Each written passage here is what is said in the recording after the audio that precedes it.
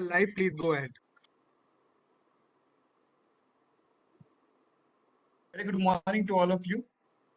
This is Avinash Sharma, and I welcome to all of you at this webinar on analytics and marketing at two-way street, which is being organized under the ASSOCHAM National Council on Branding and Marketing. Today, we have two experts with us who are going to share their important views on these topics. Ms. Prachi Mohapatra, Marketing Head OTC, Emerging Marketing Doctor at Redis Lab, and Ms. Surbhi Garg, Associate Director, Lead Commercial Sales Analytics, PepsiCo, from PepsiCo. So I would request both of them to take the things forward. Over to you. Thank you so much, guys. A very warm welcome to all of you from me and Surbhi here. Surbhi and I have worked for nearly 2 years together and have a fantastic run at Dr. Reddy's, working together on various campaigns, and we have been working together, building platforms. It has been an extremely exciting journey for both of us, knowing each other's domain. And here we are today, sharing all our learnings, which we have encompassed over our experience and working together, putting this interesting presentation for you. Surbhi, you can say hi to the audience and then we'll. Hi everyone, very warm welcome, and we're looking forward to a good discussion and just introduce you to the world of analytics and marketing. Each of the topic can be a session on its own, but we'll try to cover all the details for you. So thank you for joining, taking the time out. Thank you, guys. And guys, this will be an interactive session. Surbhi and I believe in having a lot of interaction. Before we move ahead and start doing a one-way conversation, that's not how we are working. So to start with, first of all, I want to understand what are a couple of expectations from your side on this session, and you guys can put it on the chat. I know you guys have not been given the rights to unmute yourself and speak. So if you guys can feel free to please put it on the chat. And I promise you we will move ahead only if we see some answers. Krishnan, you can let us know. Avinash, you can let us know if there are any in the chat window. Yeah, I will let you know. Anything, what are you looking forward to? Tools to outperform competitors. Okay. Govindaram Shahnawaz has written that. And is there any other response? I mean, the first one was to how to knock down competition. That was quite a good. How exactly analytics or ML is being used in marketing. Okay. Perfect.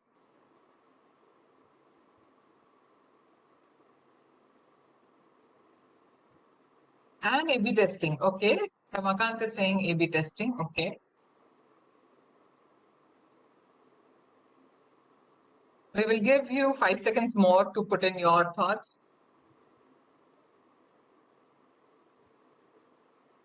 And okay, I think we should look forward to actually this and even more. Deepak, if you can move ahead. Yeah, Ramakant, please. Latest trends. And Ramakant is saying that he wants to add something more as well. Okay, cool.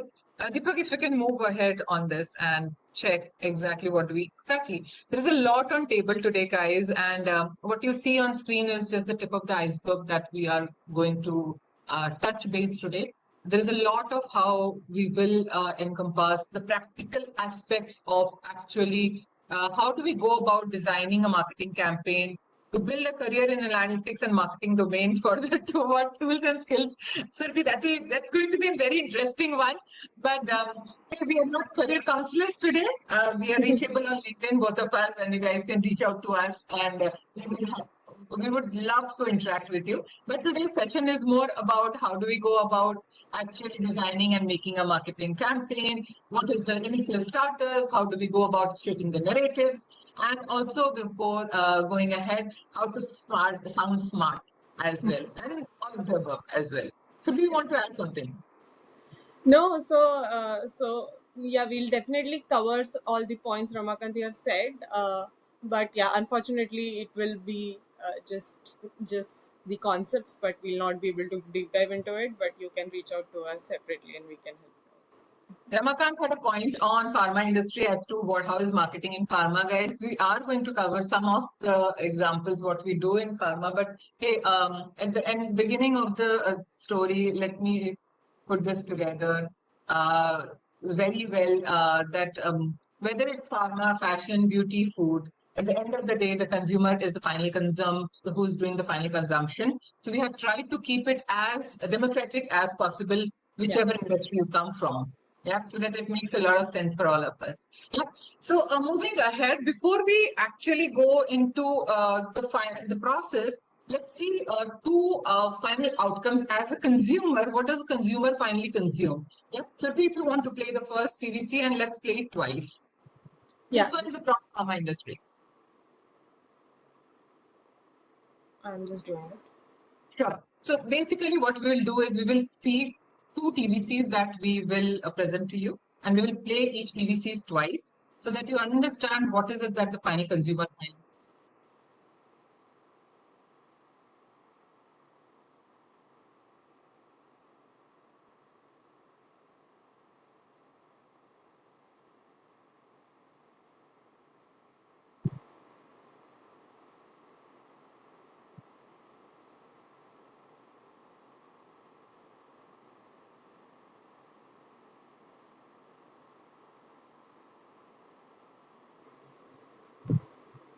I'm going Do to you play it want once to again. play it once more, and if you could do it full screen as well, if there is an option. I cannot. So Okay, cool. Let's play it once.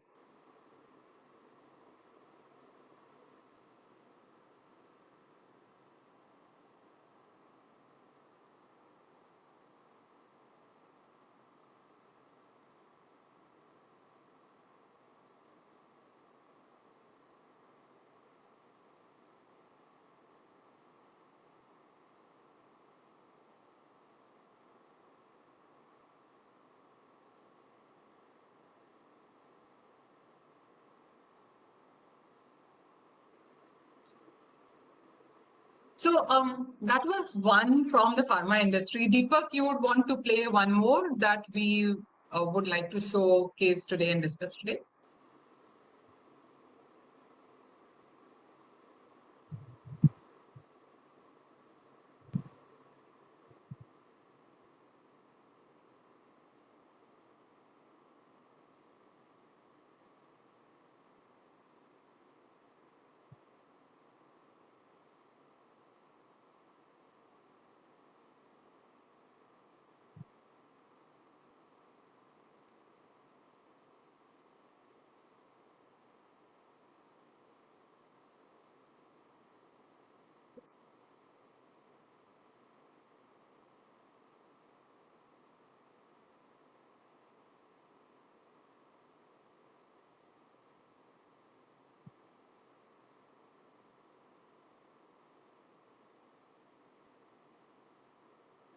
Deepak, if you would play it once more.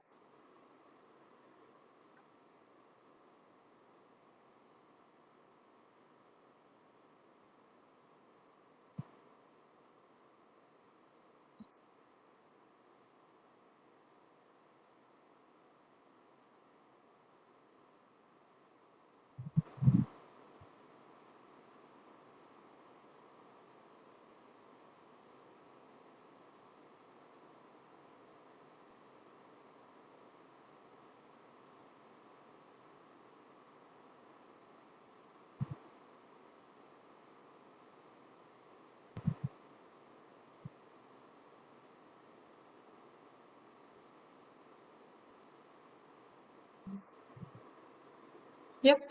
So let's go to the PPT. Guys, thoughts. Now you have seen two different examples completely from what a consumer will consume. Deepak, if you could have the PPT, yeah, just which is what you saw as the outcome. So thoughts on this. What do you think on what you just saw? Two different, completely different examples from what a consumer will consume, from one from the pharma industry and one from, yeah, plenty of choices, brands on trend and season. Okay, that's something which you are taking away from the Katrina ad. Yeah. Anybody else? I see the same names popping up. And great. I love the ones who are interacting. Great if you, Survi, and I could see some more names also.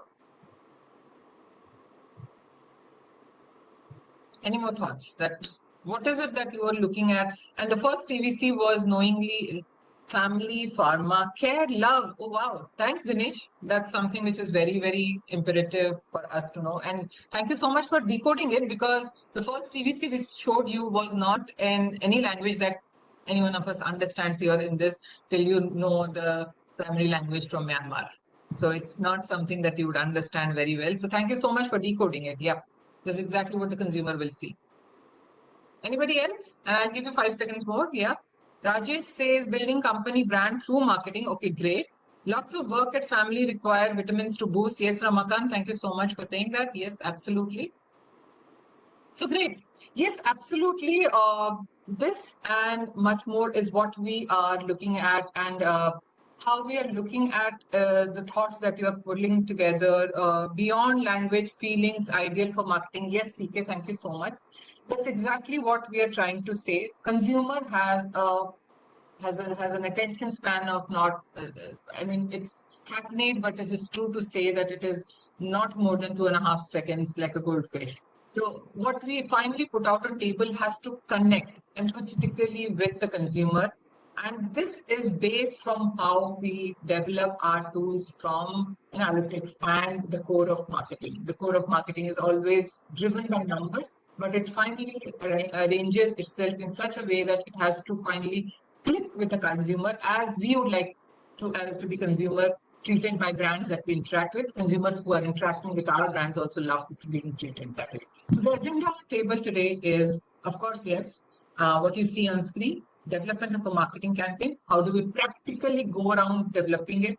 How do we execute it?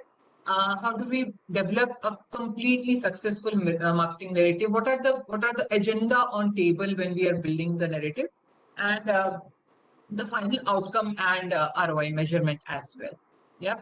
So we and I love to do the PDCA Act, and we have our own version of PDCA as well, which we will tell you through the course of our presentation. So yeah, the first one is the development of the marketing campaign, and one of the options was, yeah, perfect. Thank you, Prabhu. So let's look at some of the facts. What we do when we first start building up a marketing campaign is to first go to the ground rules. We have tried to keep it as simple as possible. Going back to drawing board requires a look at the facts that are on table. To put it simply, when we looked at completely two different brands here, Decozin, multivitamin supplement, established brand in the region that we're talking about, what is missing is a human connect. It's humanization of how the brand is being placed. On the other hand, you see a fashion apparel brand, FBB, which is basically trying to sell a women Western casuals, has a very strong umbrella brand, but missing the new age consumer connect. So how do we start our conversation? So yours. I think we have one more point. Yeah, exactly. Before I get in Surbhi, and she decodes a lot of analytics, what we put on Surbhi's table when we speak to her the business language is a must. We base our objectives very clearly, and we are demarcating it as a sales and marketing objective. Primarily because from a sales perspective, we are definitely looking and gunning towards the numbers we are running first. For example, the number of strips, the number of tablets, the number of tops, jackets, shackets, shirts that we are trying to sell, and of course, a lot to do with the final EBITDA, how it is finally managing itself.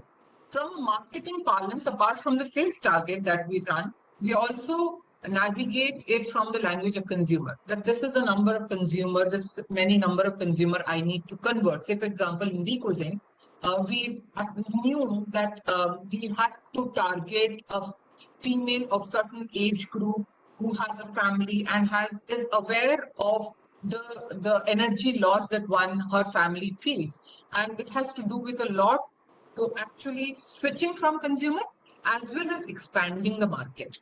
And in the apparel one, which we were trying to put on table, our business objective was simply to acquire young at heart mass consumer, women consumer. Yeah, we're looking for value for money. We're looking for the first brush with fashion kind of a detail. Yeah. So this, as a whole, first as a business objective, goes to the analytics table. So yeah. So thank you, Prachi. And so very well said, right? Like once until and unless we as the analytics and data people understand what is the marketeer looking for, it is, all of the analytics will not make sense or will not talk to the marketeers, and the two-way street will not happen. So so last, in the example like Prachi gave, it's young at heart women in the age group. So the marketeer's definition of a consumer or a customer, or the objectives might be at a higher level, right? And but how do you actually entice this young at heart women, or the women that are looking for value for money, or even the mothers that are that are looking for wellness of their family? Like how do you bring that right consumer set to the advertisement or to the campaign?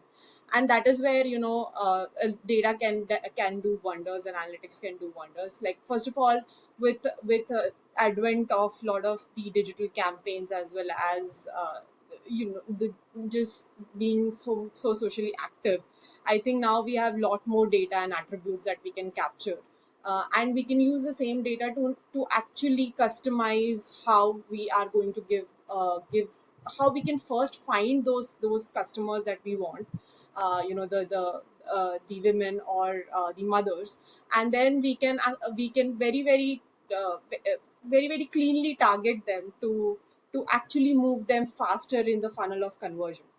And how and these are some of the analytic techniques that we do to which helps you to know your audience and what your audience is doing.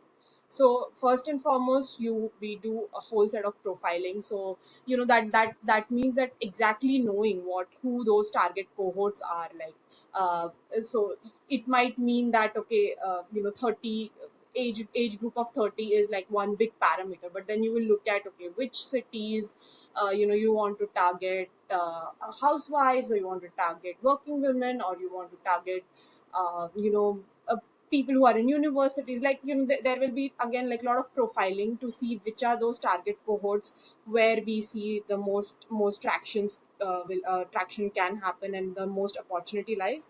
And definitely this will not happen in silo. It will be work it will take a lot of inputs from the marketeers to say that, okay, we are seeing these trends, what do you think about it, and so on and so forth. Because data is not useful, or analytics is not useful until the context comes from the business. Similarly, then we will do segmentation to identify the different customer cohorts based on their it can be based on their attributes, or it can be based on their events, and that will actually tell you how to target these customers in a more effective way. So if there are if we see if we might have two cohorts, right? The cohort that is very socially active, online active, and the other cohort which is more traditional, which is maybe in the tier 2 cities. So you might have to run a very different campaign, or different channels altogether for these two cohorts, and that is where the segmentation helps, so that you can design the campaigns for these segment in a different way.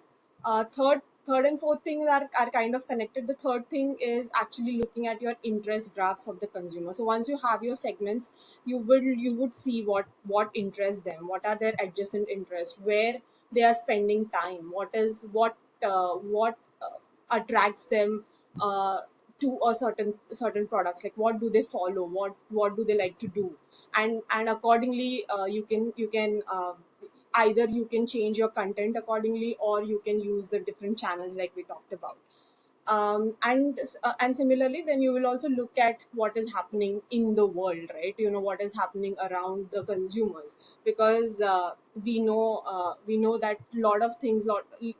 most of the things, many a times we are influenced by what is happening around us, the festivals, or there is something trending, and that actually influence consumer behavior. So how do you use the social trends and the insights that are going on to actually customize or move your make your campaign very in the day and age, and not it doesn't look like a very plain vanilla kind of a campaign. So that is how analytics play a big role in knowing your audience, and further segmenting it.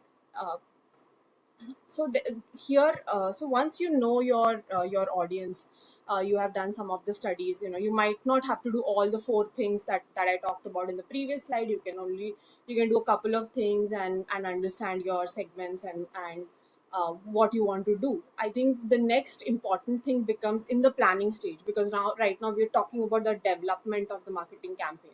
So what becomes important is you understand, or you carve out what are the metrics that you are going to measure at each stage of the consumer funnel, and what are going to be the benchmarks for you to know that you are on track or you're not on track. Because more often than not, it just becomes the campaign can go in any way if we don't have those benchmarks in mind, if you are not running toward a particular goal. And there are many of these metrics that you can check depending on what kind of campaign it is. If it is just a TV commercial, you might look at, are you reaching the right cohort, are the TRP GRPs are on track, what is the frequency of engagement. You can see how many people actually came to the website, or is there a difference in the um, uh, store population that has increased, or how what happened to the share. Like in the end, you would definitely want to track that also.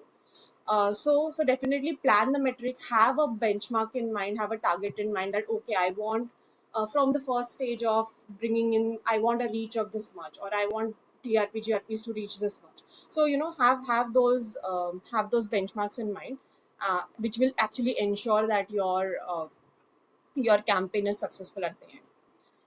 And finally, you need to have your plan. So create your execution plan, and the more work you will do in planning it out at a detailed level, the execution would be that much more smoother, and the results would be that much more. You'll have more confidence in getting those results. Is what I personally think, being a data person. So definitely, to plan it at a very very so we tried all the work that we did in Dr. Reddy's, we actually tried to plan our execution to a very very granular action steps. So we always start with the goals, which I spoke to you about in my last slide. And it can be goal like, okay, the overall goal can be, okay, 10,000 engaged customers, or it can be that, okay, I want to bring in 500 new customers to my website, or something like that. Like, have a very objective goal. Then you create a direction on it, like, okay, what if you are running a multi-channel campaign, then you say, okay, what are those channels, what is the frequency, what content I want to do as a sequence. Have that kind of a thing. Then you map out your customer journey to your channel and content, right? So if I'm going to do an email and a video and maybe an advertisement and then something else, then how do I want to have that? Like, do I give the second email to people who are opening my email, or do I give something else or they they have an action to go to the website if they're opening the second email. So things like that, like, have a customer journey, and what exactly are the steps that you need to do. So map it out, is the third step. And then definitely on that, depending on that map, you will create a calendar, which I don't have to tell you all marketeers that how to do that, like when the promotions are going to run, what frequency, how much time, what is going to be the sequence, and all that. So based on the first 3 steps, you will actually create your final execution calendar, which you should use very very intently to get to the promotions that you want to run. So passing it back to Prachi. So thank you so much, Surbhi. And in fact, what do we do post our first brush with what Surbhi puts on table? Our job of shaping up the entire marketing narrative starts from there. I mean, it is almost like a parallel process because we are on a continuum of business. And what we do to shape up the narrative. Let's take an example of what we just heard and what we just saw.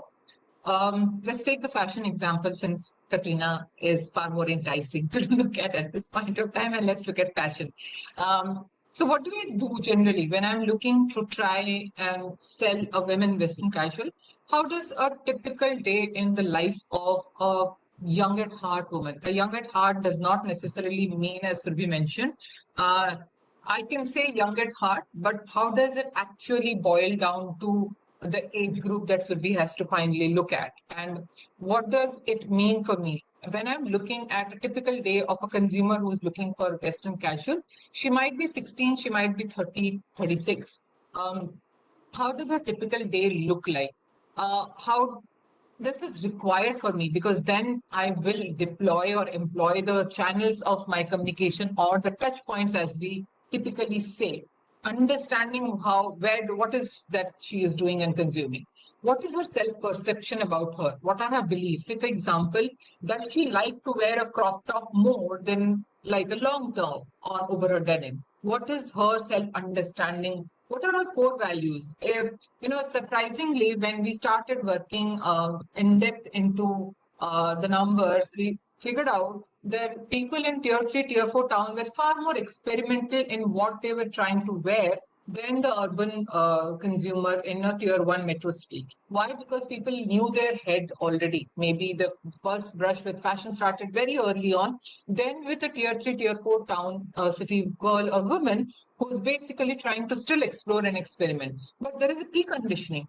Does again denim is a better suited product for me than a colette or a thigh high shorts. So these are all preconditioning and core beliefs that a consumer comes up with.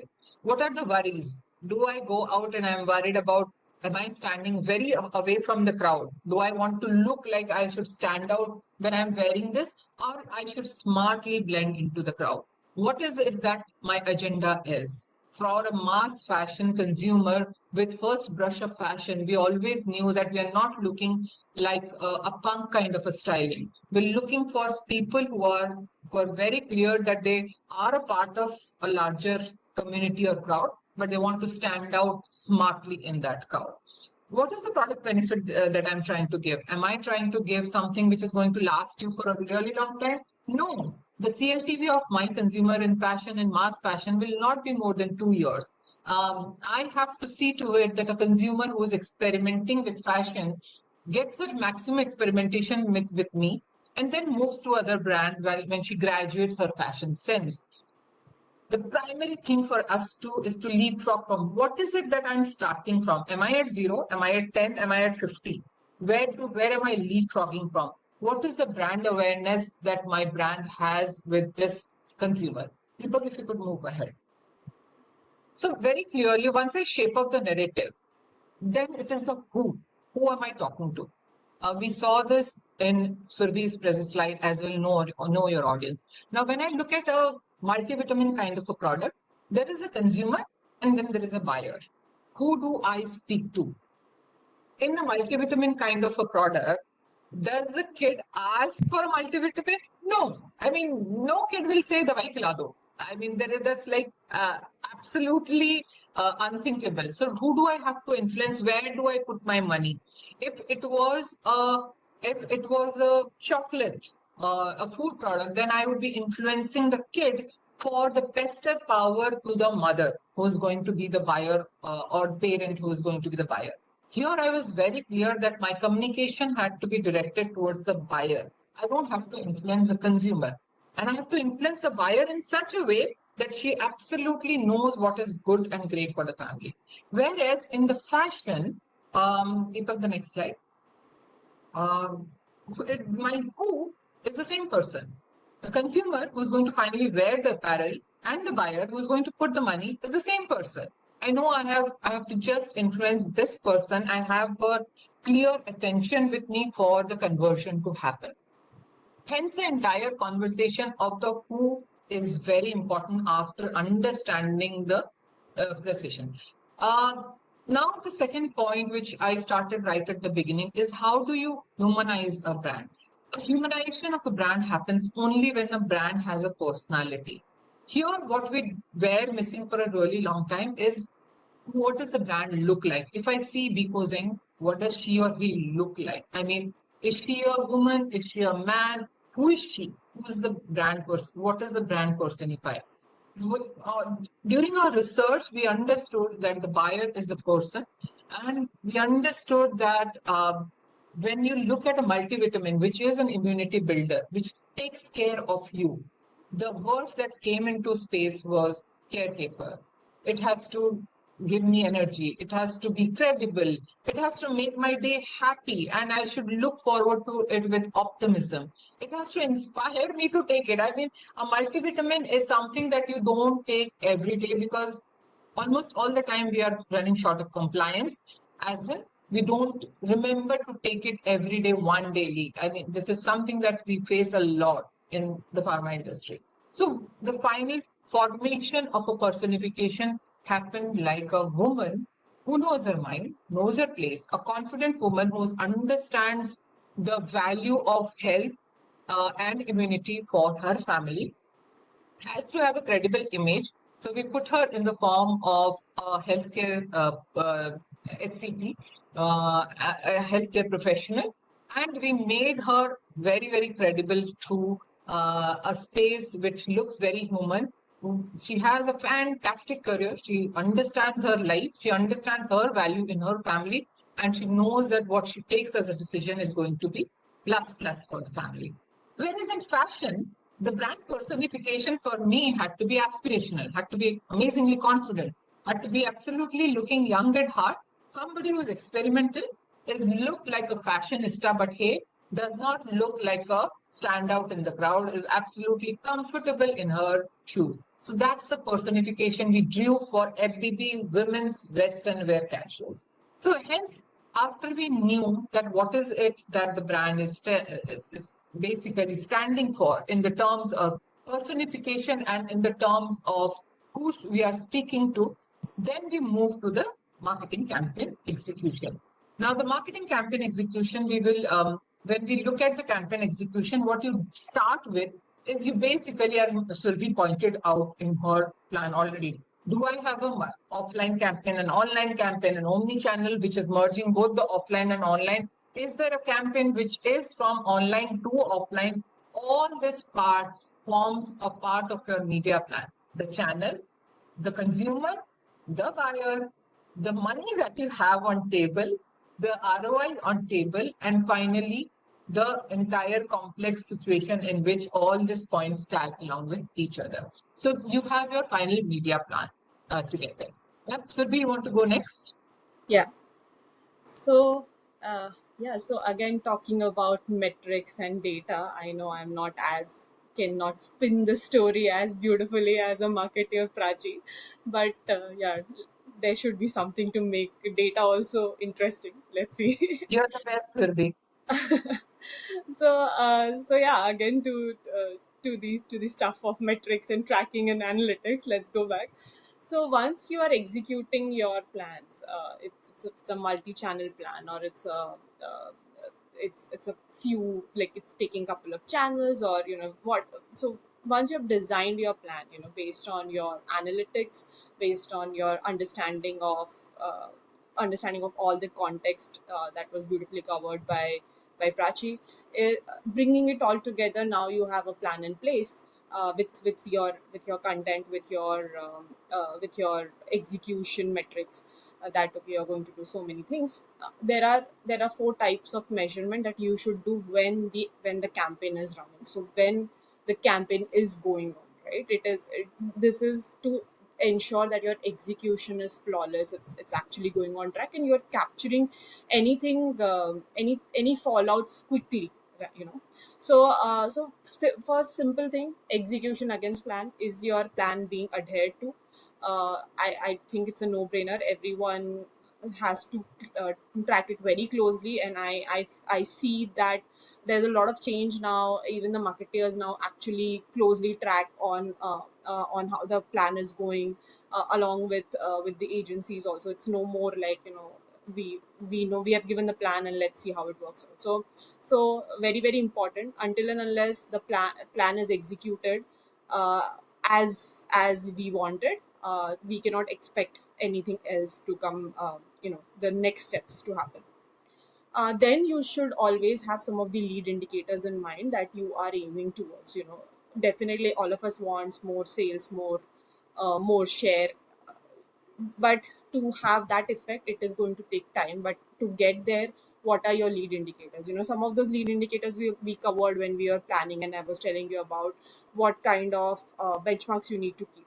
So again, have those lead indicators, keep a close tap on that, and see what kind of trends you're seeing in those lead indicators. And uh, always at a periodic basis in your campaign, depending on how long your campaign is, you should do a review of your lead indicators to understand what are consumer preferring. Like, is there a particular channel where you see more traction? Is it particular content that is doing very well, or is it a particular segment that is responding to you much more uh, than uh, than the other segments? So always look at your lead indicators, not just at a superficial level. At a periodic time, do a deep dive to understand the consumer preferences also. And the second thing, the third thing, which is very crucial, is always to look at how are there any gaps coming up, or are there any opportunity emerging. So it can be both. So that is why your trend of these lead indicators becomes very important. If suddenly you see a drop in your open rates of email, or if suddenly you see the TRPs, GRPs are not happening, or it can be other way around also, that suddenly your online video is getting many clicks. So what has happened? What adjacencies happened, or is there a trend that is emerging, or is there any problem with that particular channel that has happened, so that there is a churn? So it's very important to look at such of these outlier or the changes that are happening, and do a root cause analysis to actually pinpoint what is the reason. And it might lead to a correction, or it might need to customization, which I'll talk to you in the next slide. But yeah, act quickly, and take advantage of that situation, or correct the situation if there's a problem from the campaign end. And finally, don't lose the sight of the price. At a periodic interval, again, like I would say that you do it at a longer period of time, rather than immediately after your campaign started, to see how your shares are evolving, how your SOV is evolving, how your sales trends are evolving.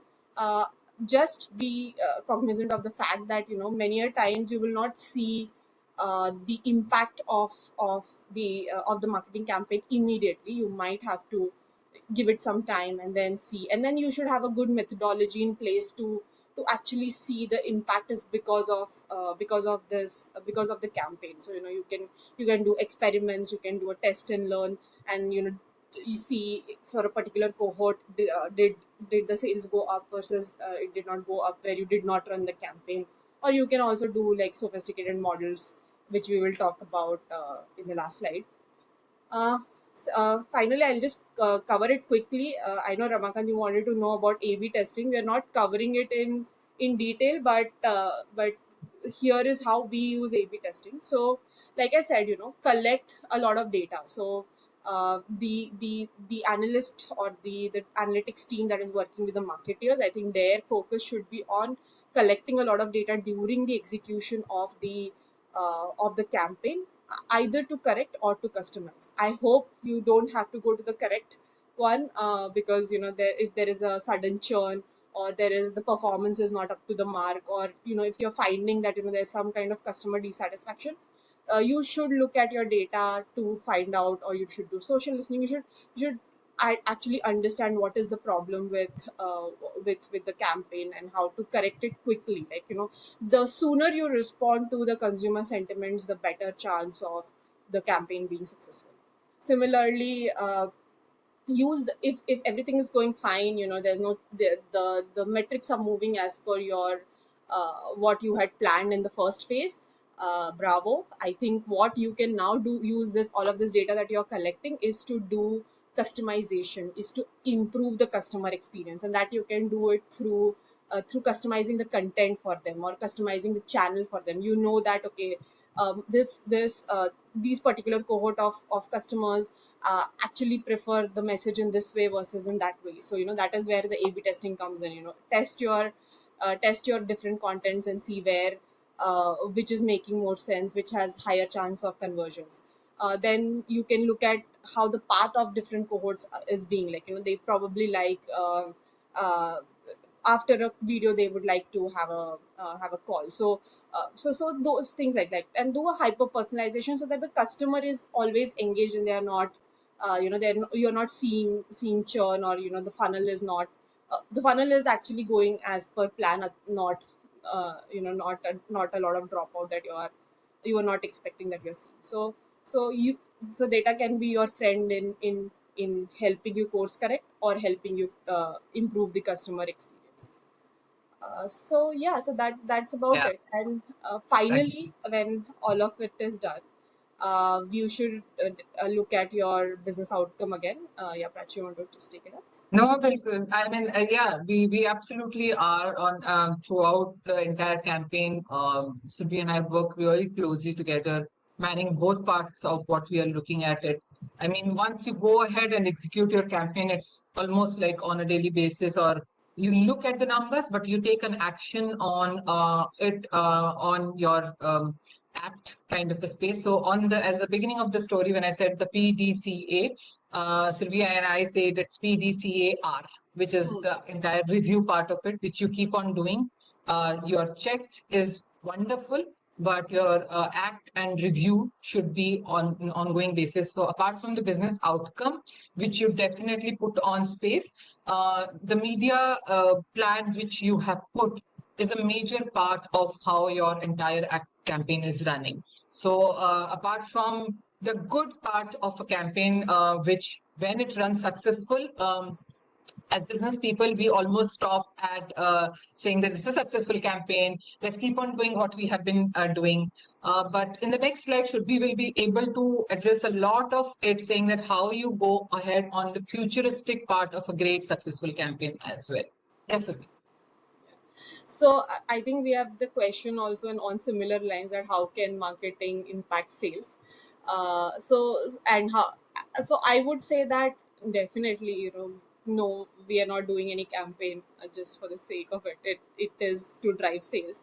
But what becomes more difficult in the world of marketing is that it's a little bit difficult to measure exactly the impact of marketing or the campaign that we ran on the sale, and to measure the ROI. So there are few techniques in analytics that is used, and one of the techniques is market mix model.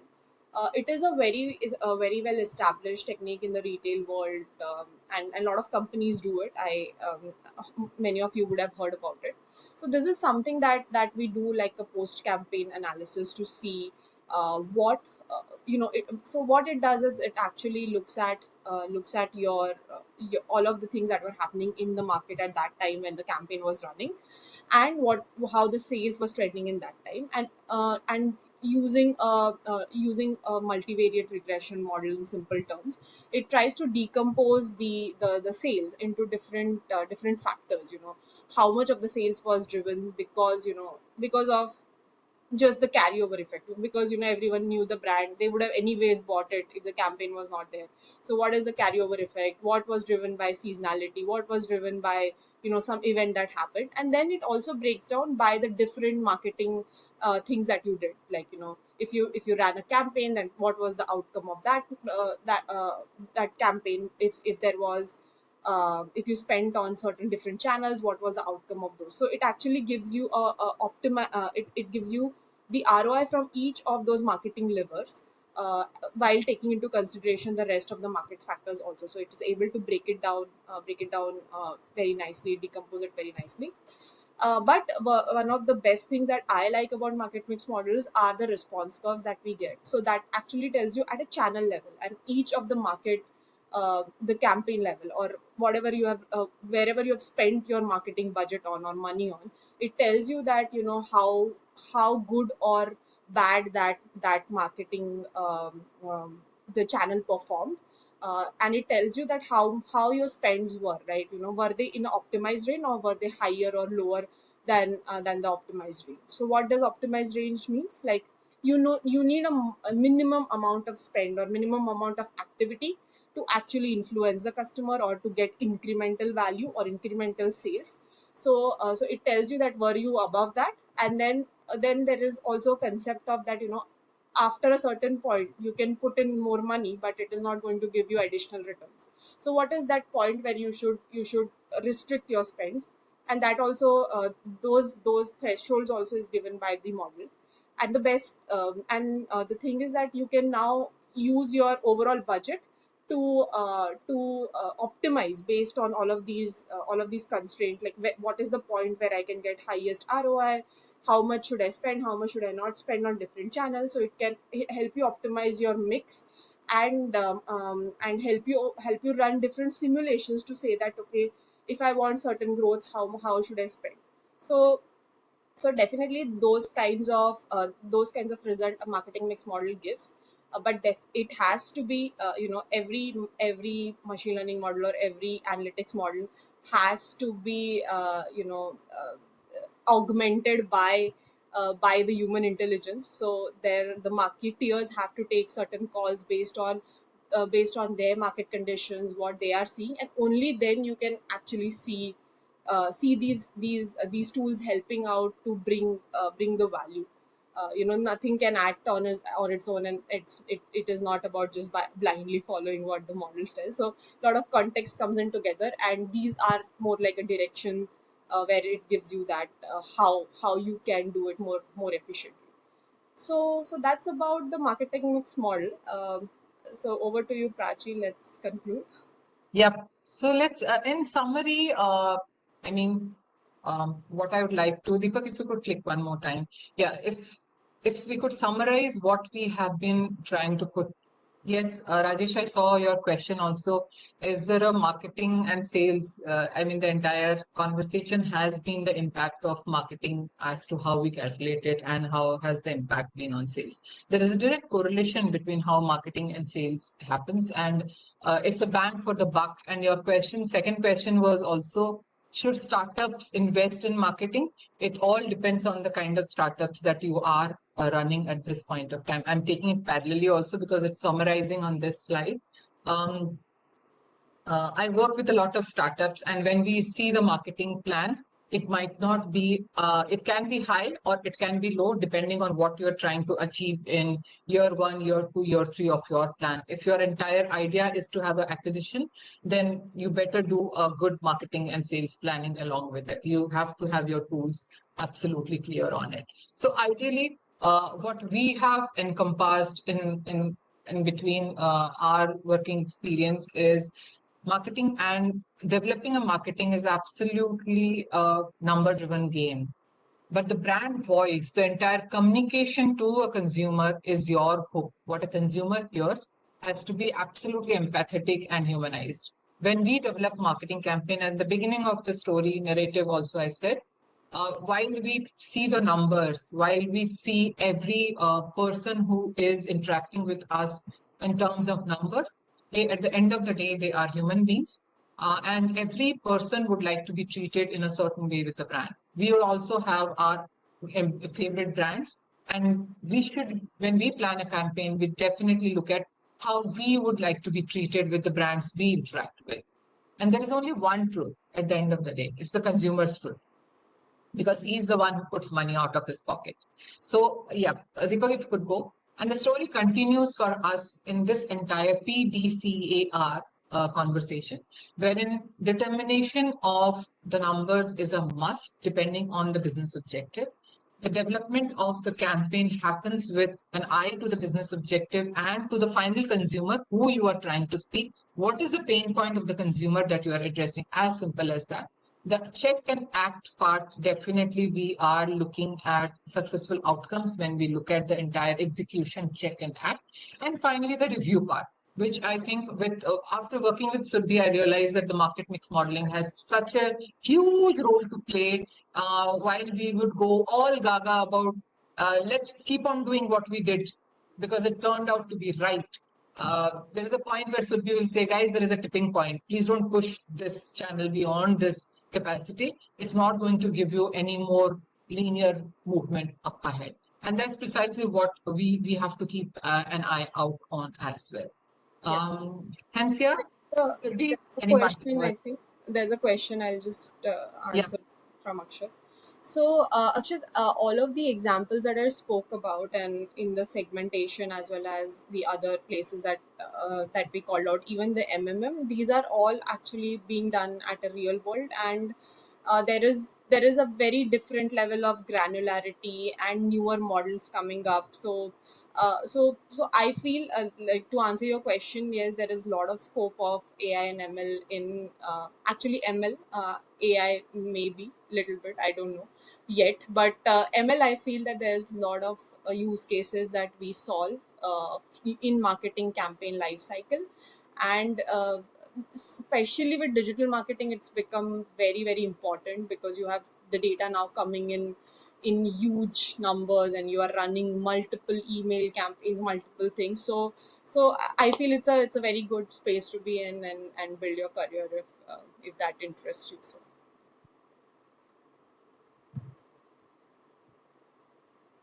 Cool. If there are, oh, okay. Mitesh asks, I am a CA, run a startup in finance, and we don't have a budget of marketing at this point. Can you guide for some material which can guide me in understanding and implementation initially? Mitesh, I don't know what is it that you're looking forward to market your startup, as in what is the agenda? I think you can connect with me or Surbhi offline, and we would love to have a chat. Both of us interact with a lot of startups as well, and we love to interact with you. And if we'd like to understand what is it that we can help you with. A little more about your startup, and then it might help. yeah, okay. Over to you, Avinash. There's one more question in the Q&A box from Mr. Ramakant. He's mentioned like in pharma, campaigns happen through emails and CRM channels. Could you please elaborate? So yes, so we actually in one of our seminars, webinars before, we have actually covered just that, the campaigns that happen on multi-channel and specifically in pharma. So like, what do you want us to elaborate? Like, is there a specific thing that in even in that way the planning would be kind of similar, like what I talked about or what we talked about?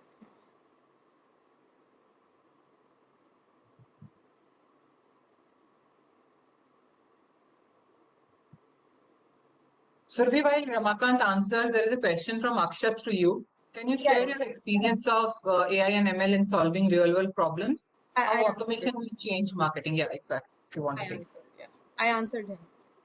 Okay, you did. Okay, sorry. So I think that's it. Yeah, we Thank you have so just much. Yeah.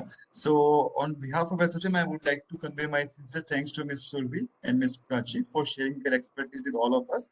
And I would like to thank all the participants for sparing their time and attending this program. And with your permission, can we share this PPT with them, with all the participants? Yeah. We will share a PDF of it, Avinash, and then Okay, yeah. So we'll share the presentation with you, the PDF version. yeah. Thanks to all of you. Thanks a lot. Thank you so much, guys. It was wonderful interacting with you today. Thank you.